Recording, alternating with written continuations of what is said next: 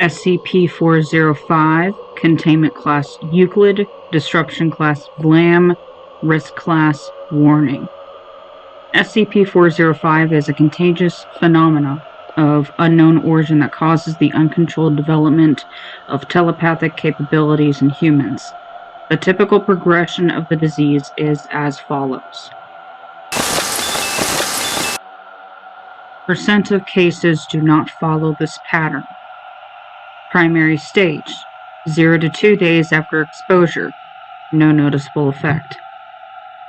Initial stage, 2 to 7 days after exposure, subject begins to hear higher-order thoughts of nearby subjects, seemingly at random. Thoughts about the subject are most common. Subjects rarely realize that the heard vocalizations are not spoken. Secondary stage, 7 to 10 days after exposure. Subject now hears all conscious thoughts of nearby individuals. Subject will become aware of their telepathic nature. In some subjects, thought projection is first observed here. Subject will usually complain of earache and express a desire for silence. Sleep patterns typically become disrupted due to perceived noise level.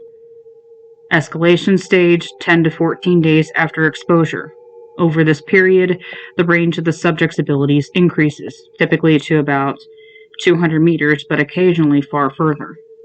In a few rare cases where the subject has pre-existing telepathic capability, as measured on the Mashevich-Luntan scale, range has been shown to grow exponentially out to several kilometers, leading to the early onset of terminal stage. Subject hears all conscious thoughts of humans within this range, as loudly as if the individuals were speaking directly in the subject's ear. The first suicide attempts typically occur at this point as a result of sleep deprivation and perceived noise levels. Subjects also begin to uncontrollably project their thoughts to nearby individuals. MRI scans taken at the stage indicate several significant deformities in the audio cortex. Plateau stage, 14 to 28 days after exposure. No noticeable change in symptoms is evident at first, although many subjects begin to detect unconscious thoughts towards the end of this phase, including autonomic responses and reflex actions. Subjects typically exhibit a wide range of dementias, such as consistent with sensory overstimulation and sleep deprivation by this stage, and most % attempt suicide, often frequently and with increasing levels of creativity and desperation. Restrained subjects will typically beg for termination or other extreme measures. One agent at this stage requested being used to examine SCP,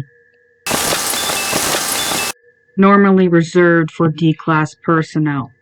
To date, all subjects have been observed to attempt to deafen themselves if able, most commonly by inserting a long, thin object such as a pen into their ears until the internal structure is destroyed.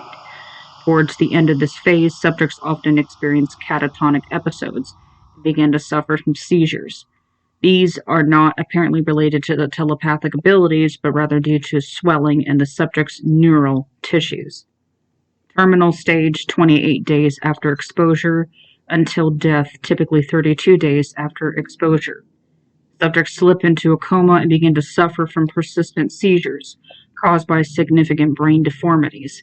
MRI scans taken at the stage confirm audio cortex is still processing vast quantities of data. Experiments with animals, including higher primates, confirm that SCP-405 is species-specific. The vector for SCP-405 is the subject's final mental vocalization, identified by most observers as a death scream. This vocalization occurs at the moment of death, regardless of cause, and has a range of at least 200 meters, although the more advanced the disease, the greater the range. Individuals who hear this telepathic signal are infected with SCP-405.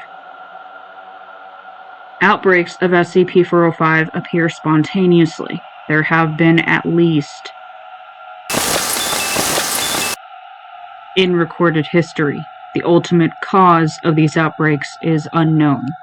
The earliest believed SCP-405 outbreak was in the town of a famous ghost town in. The entire population was recorded to have died either by their own hands or at the hands of deranged residents. Written records retrieved from are consistent with the symptoms of SCP-405. The cause of SCP-405 outbreaks is unknown, although 79% have been traced to some form of educational facility. Only 2 cases have occurred outside the continental United States. Outbreak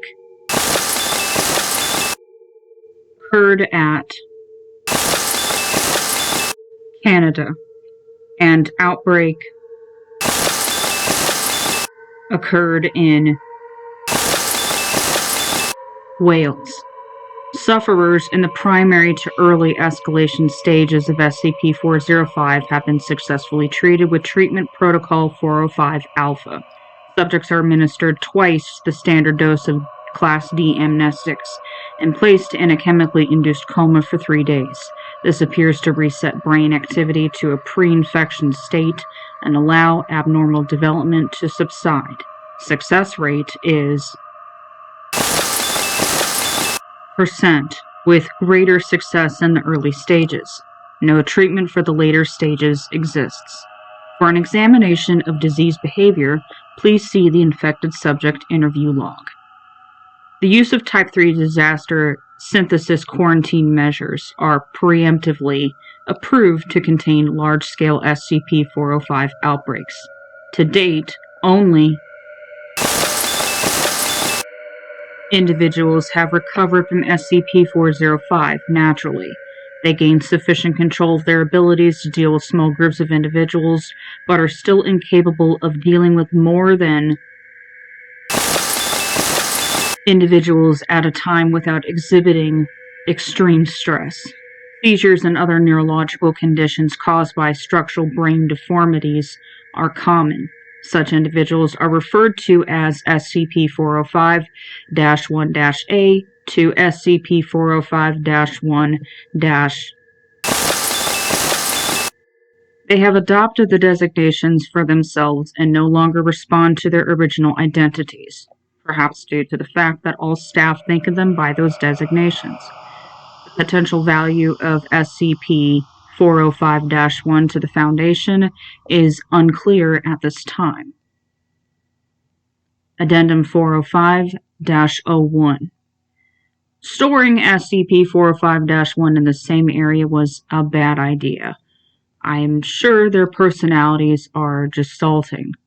I observed SCP-405-1-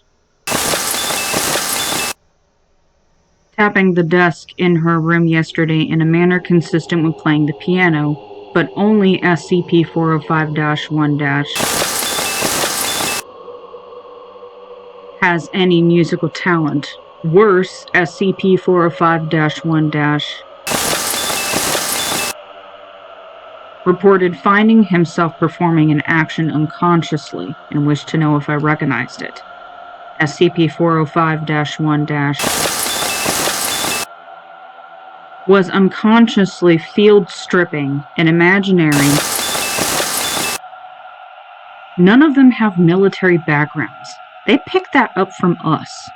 If you get any more survivors, don't send them here. Dr. Special Containment Procedures. Infected subjects are to be contained at SCP-405 isolation zones. Zones exist in depopulated areas. All field teams encountering SCP-405 are to be informed of the locations of nearby isolation zones. All observation of SCP-405 victims is to be done via video link from a distance of no less than 1 kilometer. If a subject suffering from SCP-405 is in the late stages upon apprehension, they are to be terminated and all individuals within 200 meters are to undergo treatment protocol 405 alpha if an isolation area cannot be reached in time. Treatment protocol 405 alpha is also to be used on any individuals found in the preliminary stages of SCP-405 infection. SCP-405-1 are housed at research facility in the desert. On no account are individuals suffering from SCP-405 to be brought into contact with SCP-405-1. -1 are to receive limited human contact from doctors and only while doctors and have been dosed with Type 3 sedatives.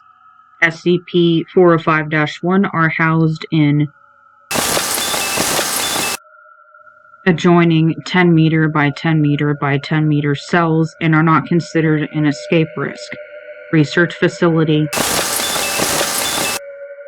Remote location is for their benefit, not ours.